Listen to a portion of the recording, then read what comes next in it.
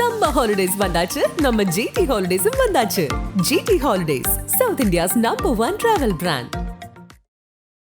சாட்டை வலையொலிக்கும் நாம் தமிழர் கட்சிக்கும் எந்த தொடர்பும் இல்லை. தனிநபருடைய கருத்துக்கள் எல்லாத்துக்கும் கட்சி பொறுப்பேற்க முடியாது. சில இடங்கள்ல அவர் வைக்கக்கூடிய கருத்துக்கள் கட்சிக்கு முரணாகவும் தடிமனான வார்த்தைகளும், அதுக்கு கட்சி பொறுப்பேற்றுக் கொள்ள முடியாது. அவர் பேசிய பேச்சுக்கு அவர் கட்சியிலிருந்து நீக்கி இருக்கிறாங்க. வெளியிலிருந்து பார்க்கக்கூடிய நபர்களுக்கு தான் கட்சியினுடைய ஒரு மிகப்பெரிய முகமாக அறியப்படக்கூடிய சாட்டை துரைமுருகனுக்கும் எங்களுக்கும் சம்பந்தம் இல்லைன்னு சொல்லிட்டாங்க, அப்படிலாம் சொல்றாங்க. அவருடைய எக்ஸ் தளத்துல நாம் தமிழர் கட்சியினுடைய கொள்கை பரப்பு செயலாளர் அப்படிங்கிற மாதிரி இருந்திருக்காரு. ஆனா இப்போ அதை நீக்கி இருக்காரு. கட்சியிலிருந்து நீக்கப்பட்டால் அதிகாரப்பூர்வமான அறிவிப்பு வரும்போது உங்களுக்கு தெரியும்.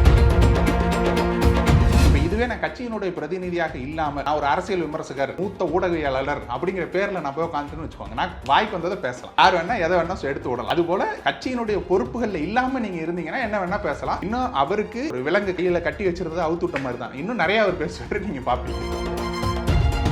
நிறைய பேர் விலகிட்டு இருக்கிறதுனால தேர்தலினுடைய வெற்றி வாய்ப்பு அப்படிங்கிறது நாம் தமிழர் கட்சிக்கு எவ்வளவா இருக்கும்? நிறைய பேர்னா எவ்வளவு பேர் விலகிட்டாங்க சொல்லுங்க. ஒரு 10 பேர், 50 பேர், 100 பேர். ஒரே நாள் நாம் தமிழர் கட்சி நடத்திய உறுப்பினர் சேர்க்கை முகாம்ல 14,000 பேர் சேர்ந்தாங்க. எந்த ஊடகமாவது காமிச்சிச்சாது? அப்ப ஊடகங்களுக்கு ஒரு தேவை இருக்குது, கட்டமைக்க தேவை இருக்குது. நாம் தமிழர் கட்சி கலைகிறது, எல்லாரும் விலகுறாங்க, நிர்வாகிகள் போறாங்க. புது நிர்வாகிகள் எத்தனை பேர் போட்டிருக்காருன்னு சொல்லுங்க. நம்ம அண்ணன் சொன்னதுதான், ஒரு சில இலைகள் உதிர்றதுனால மரம் அப்படியே பட்டு போயிடுமான்னு கேட்டா பட்டு போகாது. அப்ப திரும்பவும் துளிர் அடிச்சு கொண்டே இருக்கும். எப்பொழுது உங்களுக்கு திரும்ப புதிய துளிர்கள் வந்து கொண்டே இருக்கிறதோ அதுவரை மரம் அதிகமாக வளர்ந்து கொண்டு இருக்குதுன்னு தான் அர்த்தம்.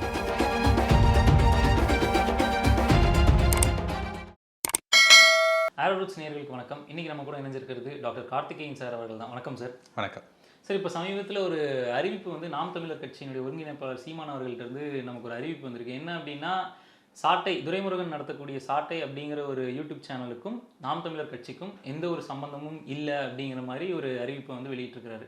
ஸோ இதை நீங்கள் எப்படி பார்க்குறீங்க சார்? இதற்கான காரணம் என்னவா இருக்கும் சார்? இது முதல் முறையும் இல்லை, இது கடைசி முறையும் இல்லைங்க. சாட்டை வலையொலிக்கும் நாம் தமிழர் கட்சிக்கும் எந்த தொடர்பும் இல்லை. அது எங்களுடைய அதிகாரப்பூர்வமான வலையொலி இல்லைங்கிறத நம்ம பல இடங்கள்ல அண்ணா சொல்லியிருக்கிறாரு. இதுக்கு முன்னாடி அறிக்கையாக வெளியிட்டிருக்காங்க. இப்போ அவர் சாட்டை துரைமுருகன் அவர்கள் ஒரு பேசப்படக்கூடிய உயரத்துக்கு வந்துட்டதுனால அது மீடியாக்கள், அதுவும் இந்த எலெக்ஷன் நெருங்கக்கூடிய சமயங்கிறதுனால மீடியாக்கள் அதை எடுத்து பூதாகரமாக போடுறாங்க. அதனால இது ஒரு பெரிய பேசு பொருளாக மாறுதே தவிர இது ஏற்கனவே நடந்திருக்கு, திரும்பவும் நடக்கும். நான் இப்போவே சொல்கிறேன் உங்களுக்கு, ஏன்னா அது அப்படிதான்.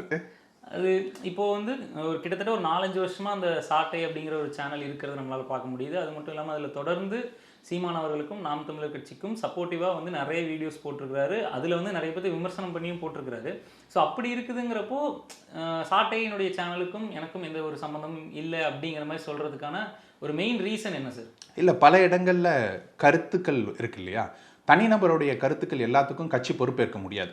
இப்போ நான் தனியாக ஒரு இடத்துல பேட்டி கொடுக்குறேன்னா அது என்னுடைய கருத்தாக தான் மாறி போகுது.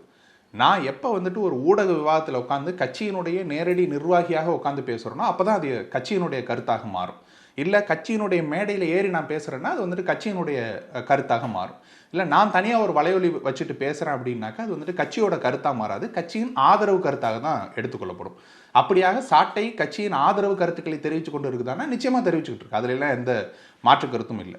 ஆனால் சில இடங்களில் அவர் வைக்கக்கூடிய கருத்துக்கள் கட்சிக்கு முரணாகவும் அல்லது கட்சிக்கு அவப்பெயரை ஏற்படுத்தக்கூடிய வகையிலும் சில வார்த்தைகள், தடிமனான வார்த்தைகளும் இது போலெல்லாம் பயன்படுத்துறது இருக்கு இல்லையா? அதுக்கு கட்சி பொறுப்பேற்றுக் கொள்ள முடியாது அப்படிங்கிறது தான் இதனுடைய நோக்கம். நான் சொன்னது போல இது முதல் முறை இல்லை, ஏற்கனவே இது நடந்திருக்குது. இன்னும் சொல்ல போனா அவர் பேசிய பேச்சுக்கு அவர் கட்சியிலிருந்து நீக்கி இருக்கிறாங்க. கட்சியிலிருந்து நீக்கிட்டாங்க சார்? இப்போ இல்லைங்க, முன்னாடி சொல்றேன் நான். கட்சியிலிருந்து நீக்கி வச்சிருந்திருக்காங்க.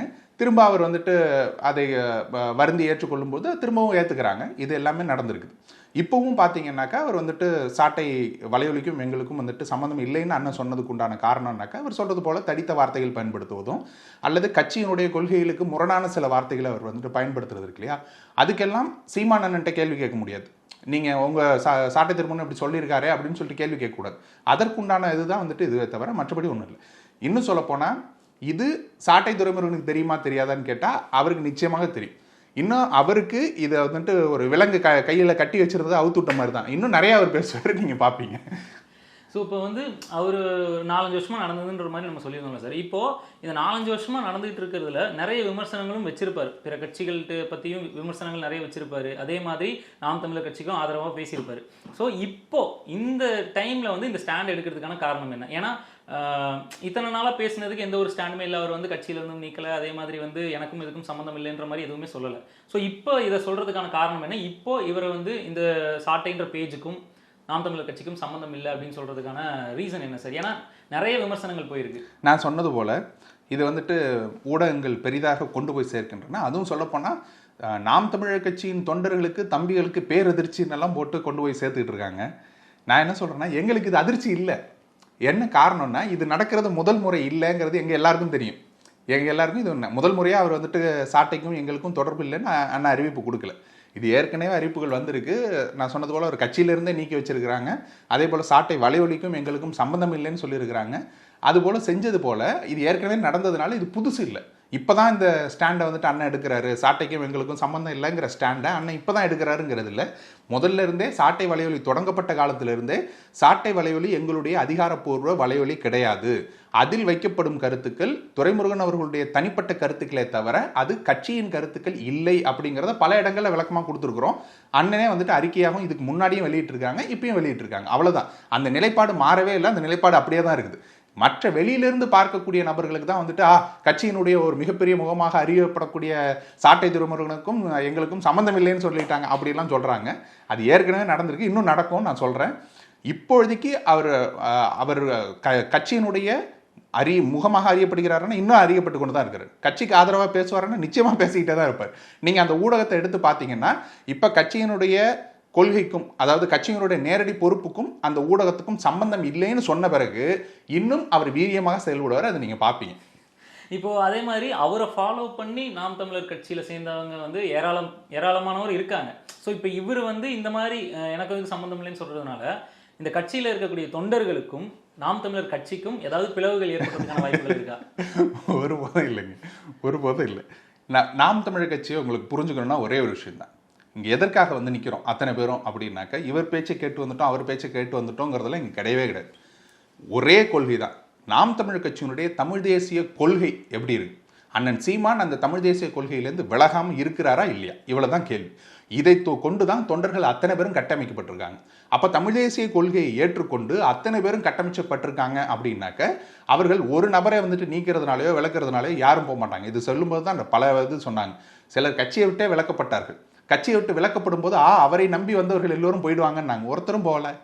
கட்சி அப்படியே தான் இருக்கு இல்லையா? கட்சி இன்னும் சொல்லப்போனால் வளர்ந்து கொண்டே இருக்கிறது. இப்போ இவர் கட்சியை விட்டு கூட நீக்கலையே. கட்சிக்கும் அந்த சாட்டைக்கு வலையொலிக்கும் சம்மந்தம் இல்லைன்னு தானே சொல்லியிருக்காங்க. மேடையில் ஏறி பேச மாட்டாருன்னு சொல்லியே, நாளைக்கு மேடையில் ஏறி பேசுவார், நீங்கள் பார்ப்பீங்க. இப்போது அதே மாதிரி பார்த்தீங்கன்னா சார், அவருடைய எக்ஸ் தளத்தில் வந்து என்ன இதுக்கு முன்னாடி வந்து நாம் தமிழர் கட்சியினுடைய கொள்கை பரப்பு செயலாளர் அப்படிங்கிற மாதிரி அவருடைய பயோவில் வச்சுருந்துருக்காரு. ஆனால் இப்போது அதை நீக்கியிருக்காரு. ஸோ இது வந்து எதனால்? இப்போ வந்து அவர் பதவியிலேருந்து நீக்கப்பட்டாரா, இல்லை அவர் வேணான்னு ஒதுங்கி வந்திருக்காரா? இது எதனால், என்ன காரணம் சார் இதுக்கு? இல்லை, அது நான் இன்னும் பேசலை. சாட்டை துரைமுருகன் அவர்கிட்டையும் பேசலை, அண்ணனோடையும் நான் இன்னும் பேசலை. அப்படி இருக்கும்போது நான் அதோட கருத்து சொன்னாக்கா சரியான கருத்தாக இருக்காது. கட்சியிலிருந்து நீக்கப்பட்டால் அல்லது பொறுப்பிலிருந்து விலக்கப்பட்டால் அதிகாரப்பூர்வமான அறிவிப்பு வரும்போது உங்களுக்கு தெரியும் அது வந்துட்டு அதிகாரப்பூர்வமாக அவர் நீக்கப்பட்டிருக்கார் அப்படின்னு சொல்லிட்டு. மற்றபடி நான் சொல்வது போல் அவர் விடுவிக்கப்பட்டிருக்கார். அந்த கட்சி வந்துட்டு அந்த பொறுப்பை தன் தோளில் சுமக்க வேண்டும், இதில் வந்துட்டு நம்ம ரொம்ப நாகரிகமாக பேசணுங்கிற ஒரு கட்டுப்பாடு அவருக்கு எப்பொழுதும் இருந்து கொண்டே இருந்தது. அதிலிருந்து விடுவிக்கப்பட்டிருக்கார். அந்த சாட்டை வலைவலி இனிமேல் எப்படி இயங்குன்னு நீங்கள் பார்ப்பீங்க. என்ன மாதிரி சார் அது எங்க போகுது? ஏன்னா நீங்கள் பாருங்கன்னு சொல்கிறேன்ல, அவர் எப்பொழுதும் அது போல தான். முன்பு கட்சியிலிருந்து இந்த கட்சி பொறுப்புகளிலிருந்து விலக்கப்பட்ட போது ரொம்ப வருத்தப்பட்ட பிறகு அவரே சொன்னார், நான் வந்துட்டு கட்சியிலிருந்தே விலக்கப்பட்டாலும் நான் முழுக்க வந்துட்டு கட்சியின் ஆதரவாக தான் செயல்படுவேன். இதற்கு முன்பு எனக்கு இருந்த பொறுப்புகள் இப்பொழுதுக்கு இல்லை அப்படிங்கிறதுனால துணிஞ்சு அடிச்சாடுவேன், அது போல சொன்னார். அது போல தான் இப்பயும் செயல்படுவார். நீங்கள் பார்ப்பீங்க. பொறுப்புகள் இல்லை அப்படிங்கிறது வந்து அவருக்கு ஒரு ப்ளஸ் பாயிண்டாக அமைஞ்சிருக்கு. உறுதியாக ப்ளஸ் பாயிண்டாக தான் அமையும். நாங்கள் இங்கே ஒரு விஷயத்தை நீங்கள் நாம் தமிழர் கட்சியில் யாரை வேணால் எடுத்துக்கோங்க. இப்போ நான் ஊடக விவாதத்தில் போய் உட்காரன்னு வச்சுக்கோங்க. ஊடகத்தில் ரொம்ப கண்ணியமோட மற்ற யார் மீதும் கோவப்படாமல் ரொம்ப நேர்மையான கருத்துக்களை எடுத்து வைக்கணும். அதுலேயும் எந்த ஒரு பிழையும் ஏற்படாமல் எடுத்து வைக்கணுங்கிற ஒரு கட்டுப்பாடு எனக்கு வந்துடும். காரணம் என்னென்னா, ஒரு கட்சியினுடைய பிரதிநிதியாக நான் போய் உட்கார்றேன் அப்படிங்கிறதுனால. இப்போ இதுவே நான் கட்சியினுடைய பிரதிநிதியாக இல்லாமல் நான் ஒரு அரசியல் விமர்சகர் அல்லது மூத்த ஊடகவியலாளர் அப்படிங்கிற பேரில் நான் போய் உட்காந்துட்டுன்னு வச்சுக்கோங்க, நான் வாய்க்கு வந்ததை பேசலாம், யார் வேணால் எதை வேணால் எடுத்து விடலாம் இல்லையா? அதுபோல் கட்சியினுடைய பொறுப்புகளில் இல்லாமல் நீங்கள் இருந்தீங்கன்னா என்ன வேணால் பேசலாம், யாரும் உங்களை வந்துட்டு எதுவும் தடை செய்ய முடியாது. பொறுப்புங்கிறது அவருடைய கையை கட்டி போட்டு உறுதியாக பொறுப்புங்கிறது நமக்கு கொடுக்கப்பட்ட ஒரு மிகப்பெரிய சுமை தான். அந்த சுமையை நம்ம தூக்கி கொண்டு தான் ஓட வேண்டிய ஒரு தேவை இருக்கும். அது கட்சியினுடைய கண்ணியத்தை காப்பாற்றுவதாக இருக்கணும் இல்லையா? ஸோ அது எப்போ நமக்கு அந்த பொறுப்புலேருந்து நம்மளை விடுவிக்கிறோமோ அப்போலேருந்து நீங்கள் வந்துட்டு துணிஞ்சு அடிச்சு ஆடலாம். இப்போ சீமானுக்கும் சாட்டை துரைமுருகன் அவர்களுக்குமே வந்து இப்போ நிறைய முரண்பாடுகள் ஏற்பட்டதுன்னு சொன்னீங்களா? ஆனாலும் சாட்டை துரைமுருகன் வந்து சீமானுக்காகவும் அதே மாதிரி நாம் தமிழர் கட்சிக்காகவும் சப்போர்ட் பண்ணி ஆதரவு தெரிவித்து இந்த மாதிரி வீடியோஸ் போடுறதுக்கான காரணம் என்ன சார்? ஏன்னா நிறைய டைம் வந்து பொறுப்புலேருந்தும் தூக்கியிருக்காங்க, விளக்கியிருக்காங்கன்ற மாதிரி நீங்கள் சொன்னீங்க. ஸோ இவ்வளோ பண்ணியும் திரும்பவும் அவர் இங்கே வர்றதுக்கான காரணம் என்ன சார்? எல்லாருக்கும் ஒரே காரணம் தாங்க. இப்போ என்னெல்லாம் அண்ணன் திட்டுறாரு, நீ போடா அங்கே போய் வேலை செய் அப்படிங்கிறாரு. அப்போ செய்யும்போது நம்ம ஏன் திரும்ப போகிறோம்? மற்ற கட்சியிலெல்லாம் ஒரு காரணம் இருக்குது. மற்ற கட்சியிலெல்லாம் என்ன, கான்ட்ராக்ட் கிடைக்கும், காசு வரும், நம்ம வந்தாக்கா கோடி கோடியாக கொள்ளை அடிக்கலாங்கிற ஒரு காரணம் இருக்குது. நாம் தமிழ் கட்சியில் ஒரே காரணம் தான் இருக்க முடியும். எங்கள் அண்ணன் எங்களுக்கு பிடிக்கும், கொள்கை எங்களுக்கு பிடிக்கும், தமிழ் தேசியங்கிற எங்களுக்கு கொள்கை பிடிக்கும். அந்த கொள்கையின் மீது அண்ணன் விலகாது இருக்கும் வரை நாங்கள் வந்துட்டு அண்ணன் பின்னாடியே தான் நிற்போம். அது என்ன நடந்தாலும் சரி, நாங்கள் அவர் பின்னாடி தான் நிற்போம். இப்போது இந்த மாதிரியான பொறுப்புகளில் இருக்கக்கூடிய நிர்வாகிகள் அதே மாதிரி தொண்டர்கள் நிறைய பேர் விலகி போகிறதுனால கட்சி எந்த அளவுக்கு அது பாதிக்குதுன்னு நீங்கள் நினைக்கிறீங்க சார்? ஒருபோதும் பாதிக்காதுங்க. நான் தான் திரும்பவும் சொல்கிறேன், நம்ம அண்ணன் சொன்னது தான். ஒரு சில இலைகள் உதிர்றதுனால வந்துட்டு மரம் அப்படியே பட்டு போயிடுமான்னு கேட்டால் பட்டு போகாது. அப்போ திரும்பவும் துளிர் அடித்து கொண்டே இருக்கும். எப்பொழுது உங்களுக்கு திரும்ப புதிய துளிர்கள் வந்து கொண்டே இருக்கிறதோ அதுவரை மரம் அதிகமாக வளர்ந்து கொண்டு இருக்குதுன்னு தான் அர்த்தம். அப்படியாக இருக்கும்பொழுது ஒரு சில நபர்கள் விலகுவதால் மட்டும் வந்துட்டு கட்சி கரைஞ்சு போயிடுமான்னு கேட்டால் அப்படி கரையவே கிடையாது. இன்னும் சொல்ல போனால் நேராக ரெட்டை பிளவாக பிளந்து அப்படியே பாதியாக உடைச்சாங்க திமுகங்கிற கட்சியை பாதியாக உடைச்சாங்க மதிமுக பிரிவில். அந்த மதிமுக பிரிவும் போது பல எம்எல்ஏக்கள் அப்படியே பிரிஞ்சு போனாங்க. இருந்து என்ன ஆச்சு? கட்சி கலைஞ்சு போயிருச்சா? திமுக வளர்ந்து தானே போச்சு.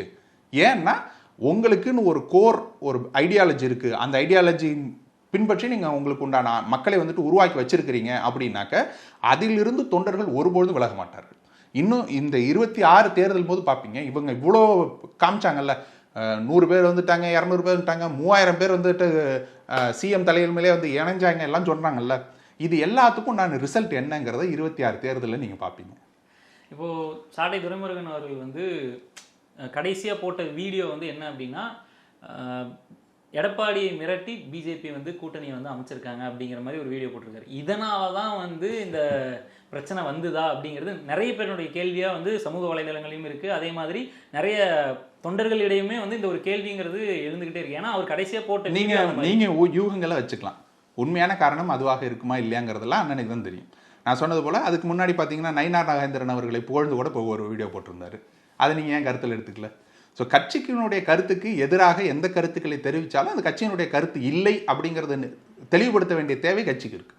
அதுதான் சொல்லியிருக்கோமே தவிர மற்றபடி வேற ஒன்றும் இல்லை. இப்போ நிறைய பேர் வந்து விலகிட்டு இருக்கிறதுனால தேர்தலினுடைய வெற்றி வாய்ப்பு அப்படிங்கிறது நாம் தமிழர் கட்சிக்கு எவ்வளவா இருக்கும்? நீங்கள் நிறைய பேர்னா எவ்வளோ பேருங்க விலகிட்டாங்க சொல்லுங்களேன்? ஒரு 10 பேர், 50 பேர், 100 பேர். ஒரே நாள் நாம் தமிழர் கட்சி நடத்திய உறுப்பினர் சேர்க்கை முகாமில் 14,000 பேர் சேர்ந்தாங்க. எந்த ஊடகமாவது காமிச்சிச்சாத? நிறைய பேர் விலகிட்டாங்கன்னு சொல்லக்கூடிய ஊடகங்கள் 14,000 பேர் ஒரே நாளில் இணைப்பு நாம் தமிழர் கட்சி. அது எவ்வளோ பெரிய தலைப்பாக இருந்திருக்கணும்? ஒரு டிபேட்டாக எடுத்துருக்கணும்ல? யாராவது எடுத்தாங்களா? ஏன் எடுக்கலை? அப்போ ஊடகங்களுக்கு ஒரு தேவை இருக்குது, கட்டமைக்க தேவை இருக்குது. நாம் தமிழர் கட்சி கலைகிறது, எல்லாரும் விலகுறாங்க, நிர்வாகிகள் போகிறாங்க. புது நிர்வாகிகள் எத்தனை பேர் போட்டிருக்காருன்னு சொல்லுங்கள். இந்த கடந்த 6 மாத காலகட்டத்துக்குள் மாநில செயலாளர்களாக, மாவட்ட செயலாளராக, மண்டல செயலாளராக எத்தனை பேர் அண்ணா நிர்ணயிச்சிருக்காரு? அப்போ அத்தனை பேர் இன்பத்தோடு வந்து தன் பொறுப்பை ஏற்றுக்கொண்டு தானே அந்த வேலைகள்லாம் செய்கிறாங்க. ஒரு மாவட்ட செயலாளர் விலகிட்டாரு, ஒரு மாநில செயலாளர் விலகிட்டாருங்கிறதுனால கட்சி கலைஞ்சிருன்னு போயிட்டீங்கன்னாக்கா நாங்கள் என்ன சொல்ல முடியும்? வெற்றி வாய்ப்பு மிக உறுதியாக இருக்கிறது. குறிப்பாக நாம் தமிழர் கட்சிக்கு. பாஜகவோடு அதிமுக கூட்டணி போனதுங்கிறது ஒரு மிகப்பெரிய தவறுங்கிறத அவங்க புரிஞ்சுப்பாங்க. 26 தேர்தலில் உங்களுக்கு ஒரு பாடத்தை கற்றுக் கொடுக்கும். அப்போ பாஜகவோட வாக்கு மிகப்பெரிய அளவில் சரியும். திமுக ஏற்கனவே வந்துட்டு ஒரு ஆன்டி இன்கம்பரன்ஸில் இருக்குது. மக்கள் வந்துட்டு மிகப்பெரிய எதிர்ப்பில் இருக்கிறாங்க. அவங்க சொன்னது எதையுமே செய்யலைங்கிறது. அப்போ இது எல்லாம் யாருக்கு சாதகமாக அமையும்னா நாம் தமிழ் கட்சிக்கு தான் சாதகமாக அமையும். இப்போ நீங்கள் இந்த கூட்டணி அப்படிங்கிற விஷயத்தை பற்றி பேசும்போது நமக்கு என்ன தோணுது அப்படின்னா, திமுகவும் விசிகாவும் ஒரு கூட்டணியில் இருக்காங்க. அதே மாதிரி இப்போது ஏடிஎம்கேவும் பிஜேபியும் வந்துட்டு கூட்டணி அமைச்சிட்டாங்க. நாம் தமிழ் கட்சியினுடைய நிலைப்பாடு என்னவா இருக்குதுன்னாக்க, தனித்து போட்டியிடுவது. அதுதான் எங்களுடைய நிலைப்பாடு. எப்பொழுதும் அதுதான் எங்களுடைய நிலைப்பாடாக இருந்திருக்கிறது, இப்பொழுதும் இருக்கிறது. 117 இடங்களில் ஆண்கள், 117 இடங்களில் பெண்கள் அப்படின்னு சொல்லி நாங்கள் வந்துட்டு எங்களுடைய நிலைப்பாடு வச்சுருக்கோம். நிலைமைன்னு யாரை கேட்கணும்னா நீங்கள் வந்துட்டு டிவிக்கவே கேட்கணும். அவர்களுடைய நிலைமை என்னவா இருக்குது அதுதான் சரி. நீங்கள் அதை வேணால் கேளுங்க. ஏன்னா அவர்களுடைய நிலைப்பாடுங்கிறது கூட்டணி ஆட்சி அப்படிங்கிறது நிலைப்பாடு. ஆனால் இப்போ நிலைமை என்னவா இருக்குது அப்படிங்கிற கேள்வி எடுத்து பார்த்தீங்கன்னா கூட்டணி அற்று கூட்டணி இல்லாமல் அவர்கள் இருக்கிறார்கள். 4 முனை போட்டியாக இருக்கிறதா? ஆம், இன்றளவும் 4 முனை போட்டியாக தான் இருக்குது. விஜய் ஒரு பிளேயராக இருப்பாரா? கண்டிப்பாக இருப்பார். ஏன்னா அவர்களுடைய ரசிகர்கள் மாற்றி யாருக்கும் ஓட்டு போட மாட்டாங்க, அதனுடைய இது இருக்கும். அந்த ரசிகர் பட்டாளங்கிறது எத்தனை பர்சன்டேஜுங்கிறது தான் இப்போ கேள்வி.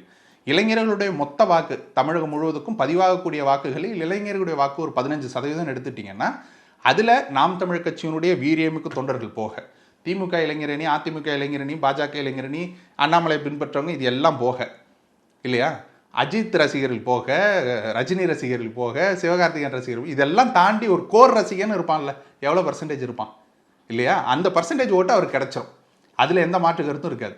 அந்த பர்சன்டேஜ் ஓட்டை தாண்டி பொதுமக்கள்கிட்ட அவர் போய் சேர்றாருன்னா அதற்குண்டான வேலைகளை அவர் செய்ய ஆரம்பிக்கணும். அதை செஞ்சார்னா அவருக்கு நிச்சயமாக வாக்கு சதவீதம் இருக்கும். நாம் தமிழ் கட்சி தன் நிலைப்பாட்டிலிருந்து ஒருபொழுதும் மாறப்போறதில்லை. நாம் தமிழ் கட்சி தனித்து போட்டியிட போகிறது. 117 இடங்கள் பெண்களுக்கும் 117 இடங்கள் ஆண்களுக்கும் கொடுத்து இந்த முறை சமரசமே இல்லாமல் களமாடும். சம்மர் ஹாலிடேஸ் வந்தாச்சு, நம்ம ஜிடி ஹாலிடேஸும் வந்தாச்சு. GT holidays, South India's number 1 travel brand.